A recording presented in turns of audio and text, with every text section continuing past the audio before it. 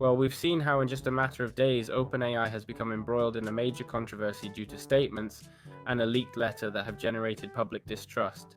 To understand where all this started, we need to review what happened step by step, because this discussion didn't just come out of nowhere. It all began when OpenAI's CFO, Sarah Fraser, mentioned in an interview that the company wanted the federal government to provide guarantees for financing large chip purchases for data centers. By stating that such backing would lower borrowing costs and enable larger loans, she immediately sparked a debate. The reaction was swift because OpenAI is a private company, and many people didn't think taxpayers should bear the risk if the company borrowed too much or made poor decisions. The backlash intensified on social media, where the idea spread that OpenAI was seeking a financial bailout to cover massive commitments exceeding $1 trillion. Faced with the scale of criticism, Fraser had to clarify his remarks. He explained he had used terminology that distorted his intention, and that his main point was that technological development in the US requires public-private collaboration. According to him, the US administration views artificial intelligence as a strategic asset and is acting accordingly. However, this clarification failed to quell the discontent. Meanwhile, more reports emerged claiming the company sought government backing to fund its infrastructure expansion, noting that federal guarantees would lower OpenAI's financing costs, expand its lender base, and shift default risk to the government. This intensified concerns about how the company planned to cover its $1.4 trillion in commitments through 2030. Pressure mounted until Sam Altman publicly clarified that OpenAI had discussed guarantees with the government, but only regarding chip factory construction to strengthen the national supply chain. He emphasized they hadn't requested state support for their data centers, and believed taxpayers shouldn't bear private company losses or determine which businesses survive. But the debate took a turn when a letter sent by OpenAI to the White House Office of Science and Technology a few days earlier came to light.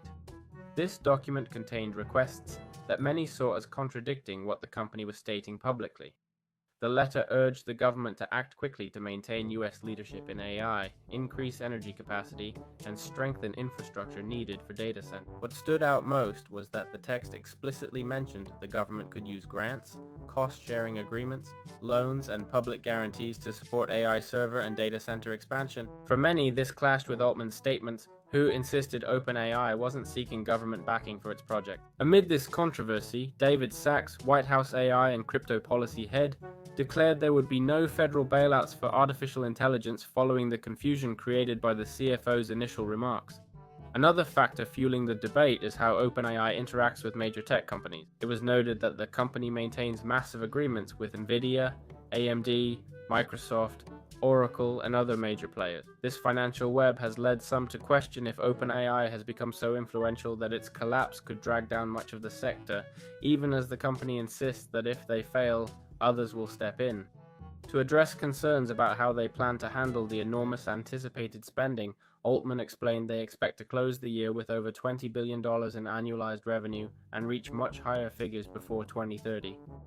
He added they're working on new business lines, including consumer devices, robotics, future AI systems capable of contributing to scientific discoveries, selling computing power directly to companies, and a specialized AI cloud service. In summary, what happened was a mix of misinterpreted statements, a document many viewed as contradictory, and a context of massive investments that raised questions about OpenAI's strategy and the government's role in all this. The controversy highlights the tension between maintaining technological leadership and opposition to private companies relying on public funding to finance enormous-scale projects.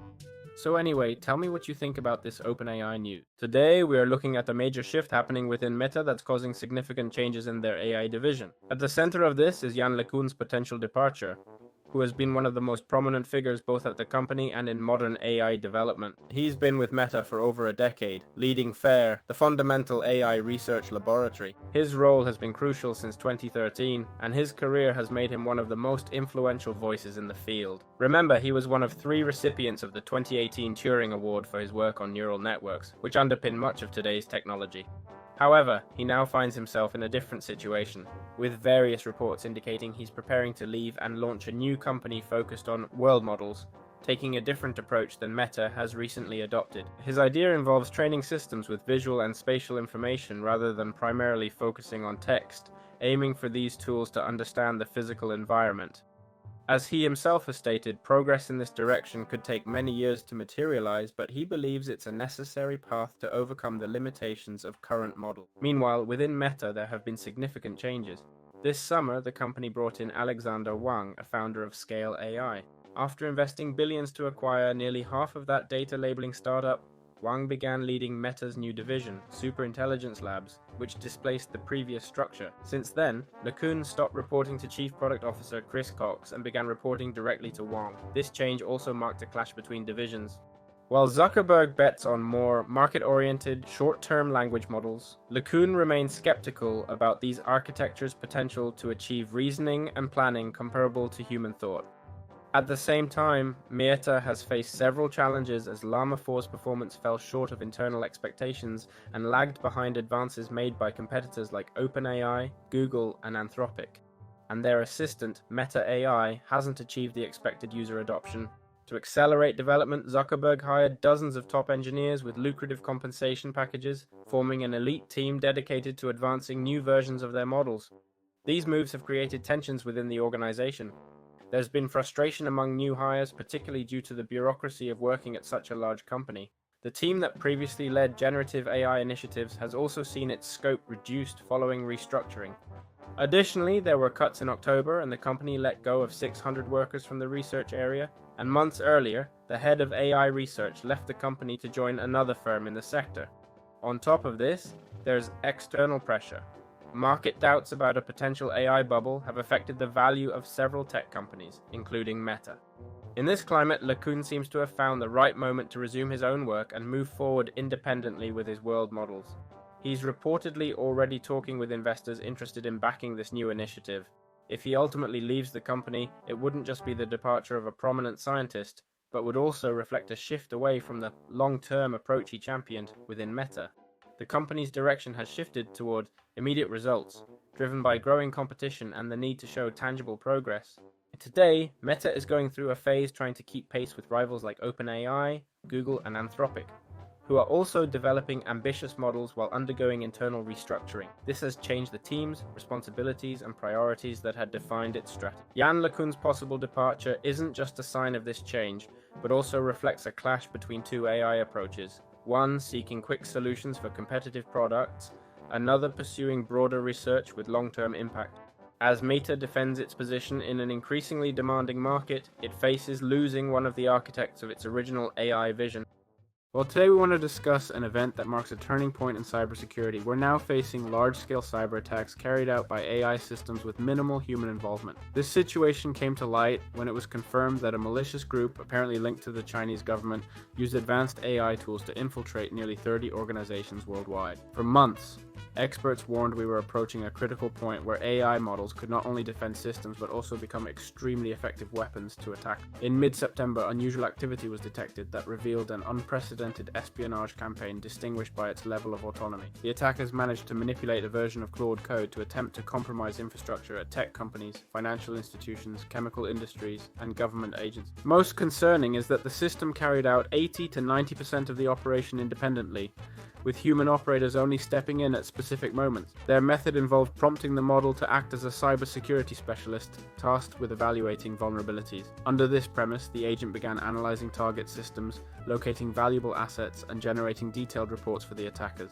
After that, it moved to an exploitation testing phase, writing its own code and verifying flaws detected during initial reconnaissance. Once inside the affected networks, the system collected credentials, expanded permissions, created backdoors, and extracted confidential information. Later, it organized all the stolen data into useful formats for planning subsequent actions. The scale of this automated work would have taken a human team far longer, and the speed achieved with constant requests, even multiple per second, far exceeds what any group of people could execute. To understand how this was possible, just look at capabilities that improved in such a short time.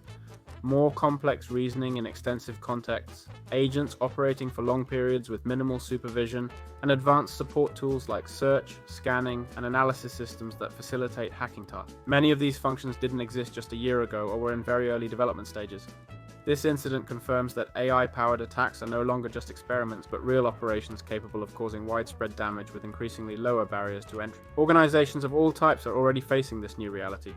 Most reports and incidents linked to AI systems show the average cost of a data breach continues to rise. This raises an inevitable question. If these models can be used for large-scale malicious activities, why continue developing and making them accessible? The answer is that the same capabilities that enable attacks can also strengthen our defenses. Tools that can identify vulnerabilities, investigate patterns, and react quickly could be crucial for detecting and stopping future operations. In this case, once the attack was discovered, 10 days were dedicated to investigating, blocking access, notifying affected entities, and coordinating with authorities. Additionally, detection mechanisms are being implemented to identify suspicious activities and study more effective ways to investigate large-scale distributed campaigns. What's clear is that we're entering a phase where cyber attacks will be faster, broader, and more effective. If attackers use these techniques, defensive teams must adopt similar systems, share threat intelligence, and strengthen monitoring and response methods, especially as AI agents move toward longer, more autonomous operations. This case proves the risk isn't theoretical. Technology can already sustain prolonged autonomous attacks, and this capability will likely continue growing. It's urgent for the sector to adopt these protective tools before facing even more advanced versions that can operate for months or years undetected. So anyway, tell me what you think about this.